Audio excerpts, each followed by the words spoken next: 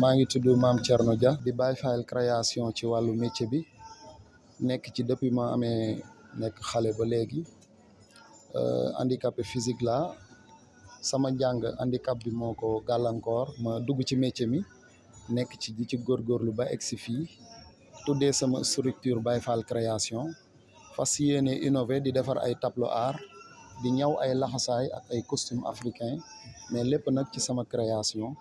ci gàttal daal ci loolu laa nekk ci métier bi. li ko waral mooy dafa am benn xale bu ñuy wax Moustapha Mbaye bu gis sama liggéey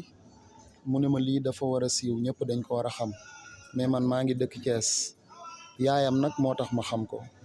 mu expliqué ma programme bi waxtaan ak man ci biir koor gi ñu pare ko mais on était pare wuñu woon bu baax sax mais yàlla dimbali nañu ba suturaal nañu comme li ñuy def créativité la lu fa nekk rek ci lañ def li ñu war a def ba mu jur lii tey ñu def quelques tableaux def ay tenue woo ay mannequin pour ñu solu défilé te lépp lu ñaw aussi wutal nañ ko tur te mën nañ koo décortiquer expliquer nan lañ def ba def ko ak niñ ko defee waaw loolu moo def ndaje bi tey ba ñu ñëw fii tey defee ko ci Thiès. xeetu ñaw yi ma fiy présenté def naa ay costume africain def naa tradi moderne def naa ay tenue purement Baye Fall loolu laa fi indi ak ay tableau quelques tableaux pour wane ni mën naa defar ay tableau ci machine petit fil te bu ñu ko temps bi mayee aussi mën naa fi def benn démonstration boo xam ni dama fi dessiner benn tableau ak ciseau def ko en direct mu pare ci saasi incha allahu rabbi non liggéeyu xel mënul jafe su fekkee inspiration bi mi ngi ci yow parce que su fekkee man ni may liggéeyee bala may toog ci machine sax li may ñaw pare na sama xel bu pare damay ñëw rek appliquer du ma xalaat di def damay xalaat doog a def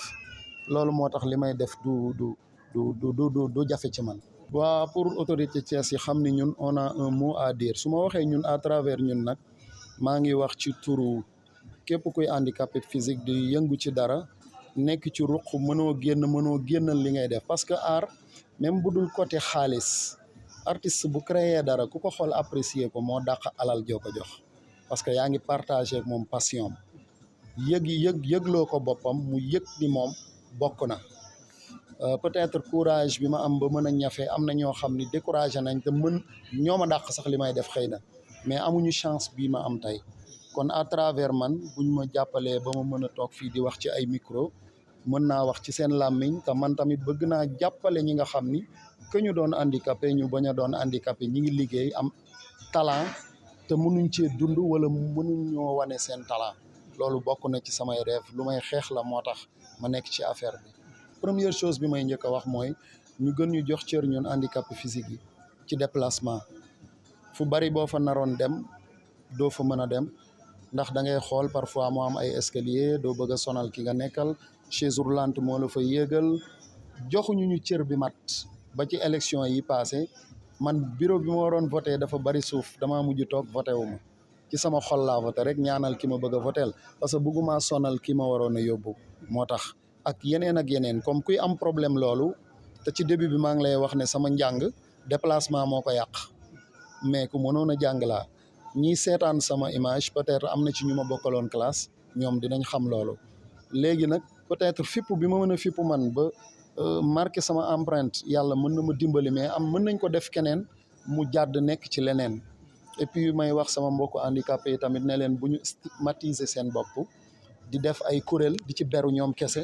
bàyyi nit ñi di dox ñoom ñuy raam fële di am rancune wala dara dañoo bokk yàllaa leen ci boole dafa def ci ñoom différence ñu nekk ay ambassadeur war a wax nag à travers ci seen xalaat ci li ñuy jëf war a wax parce que nit ñi dañ leen war a dégg autorité yi ñoom suñu ay surga lañ ñun ci suñuy recette ñoom ci la ñuy jënd ay oto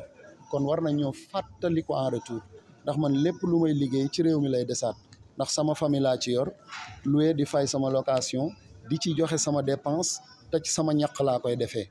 kon suñ ma ci jàppale woon tey dinaa ci mën a jàppale ñeneen lépp dërëm bi du génn gaal gi parce que c'est nous dans nous mën nañ li ñuy def te war nañ koo gën a mën parce que bu ñu gënee mettre à l'aise suñu inspiration dina gën a yokku loolu rek laa leen di wax. jàppale bi peut-être bu dee xaalis la ku mel ni man boo ko joxee moom dem na jënd ci saaku ceeb def këram lekk ko non ci wàllu matériel yombalal la say vision li nga bëgg mu defal la ko li nga soxla ci ay nit yu la jàppale mu woo leen fay leen lu ko jar ñu toog liggéey ak yow parce que tableau yi may liggéey hôtel yi soxla nañ ko bureau yu bëri soxla nañ ko tenue yu may ñaw nit ñi moom la ñuy sol au quotidien daayira yi màggal yi tarixa bu mu mën ci doon parce que art amul frontière kon ça veut dire que ni jàppale bi ñu mën a jàppale mooy ci wàllu matériel ci wàllu espace parce que ñun ñuy nekk ci art dañu soxla espace peut-être yàlla moo ma dimbali ak technologie bi su ma toogee sama kër appartement la mën naa am ouverture à travers sama portable ndax léegi nit mën na voyager te du jug fi mu toog mais peut-être ni ma internet yombee mën na bañ a yombee keneen noonu xam nga mais daal dimbali bi ci wàllu matériel la ak yombalal ñu espace bu ñu liggéeyee parce que xam-xam bi mi ngi fi te buñ ko xelee rek xaalis dina ñëw. Voilà, en fait, l'idée actuellement, c'est par rapport en fait à un monsieur que je viens tout à l'heure de citer, qui se nomme Mame Thierno Dia, comme on le voit, donc qui est une personne à mobilité réduite, mais qui a eu en fait ce courage en fait d'oser, de pouvoir créer, de pouvoir anticiper en un laps de temps et de faire une création exceptionnelle. Moi, quand je l'ai côtoyé, au-delà de sa créativité, ce qui m'a le plus marqué, c'est son talent exceptionnel. En un laps de temps très court, il a conçu toute une collection avec une précision et une inspiration qui méritent les plus grands podiums. Et c'est malgré une mobilité réduite qui, pour d'autres, aurait pu être un frein. Lui en a fait une force. Peut-être on le verra tout à l'heure lors du défilé, les tenues traditionnelles qu'il a eu à créer, les Baye Chouaïbou, les tenues africaines et également le mode Baye Fall et plein d'autres qu'on va présenter tout à l'heure. Raison pour laquelle on s'est déplacé de Dakar à Thiès pour faire la présentation, accompagné par ma famille, mes amis, mon épouse et plein d'autres personnes, juste pour pouvoir assister à ce défilé qui, comme je l'ai dit tantôt,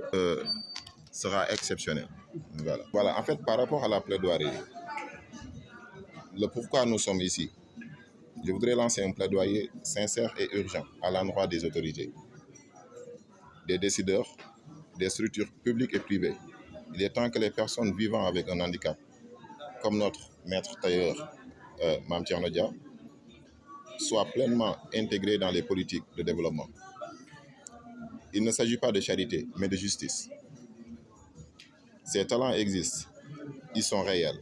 Ils demandent juste un cadre, une écoute, une opportunité. Il faut leur faciliter l'accès au financement, à la formation, aux outils modernes, comme il l'a si bien cité tout à l'heure, et aux lieux d'exposition. Juste pour préciser que le handicap ne doit plus être un obstacle à la réussite. Nous devons construire une société inclusive où chaque citoyen, quelle que soit sa condition, peut rêver. Lui, il a rêvé. Il a créé, il a contribué et il a réussi. Beaucoup de choses, comme je l'ai dit tout à l'heure, qu'on va présenter au public tout à l'heure. Et ce défilé 1 sera la preuve vivante. Donc c'est la plaidoirie que je souhaiterais porter à l'endroit de nos autorités, que ce soit ici à Thiès, les autorités publiques, les autorités privées, qu'ils apportent leur soutien indéfectible à ce type de personnes. Voilà. Donc il aurait pu, comme je l'ai dit tout à l'heure, être un frein à son développement. Mais lui, ce qu'il a fait, c'est, en tant que maître tailleur, il a eu à former d'autres personnes qui sont actuellement des créateurs que nous connaissons, qui ont une très bonne renommée, et également qui a fait, en fait, par rapport à d'autres tableaux qu'il a eu à créer, en un laps de temps, il peut créer à partir de dessins et à partir de, je ne sais pas comment ça s'appelle, le nom de la machine que vous utilisez. Petit fil. Voilà, une machine de création petit fil qui apparemment est désuète. Donc lui, il est parvenu à exploiter cela pour faire des tableaux extraordinaires que l'on verra également pendant ce défilé.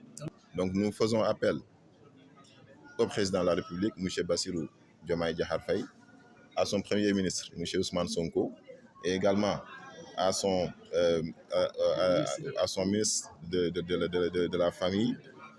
et de la Femme, et également le ministre de la Culture, qui également sera intéressé par ce genre de création, ce genre de créativité, ce genre de défilé où on va montrer des choses exceptionnelles. Et quand on pose la question à savoir qui est cette personne qui a créé cela, et on se rend compte que c'est une personne à mobilité réduite, donc ce sera extraordinaire. Peut-être que ce sera un point, un lancement qui sera également fait à l'endroit des autres personnes qui sont dans la même situation que lui. Peut-être que ça va leur permettre en fait eux également de sortir de leur zone de confort pour pouvoir également créer et également avancer dans cette vie et éviter en fait de tendre la main.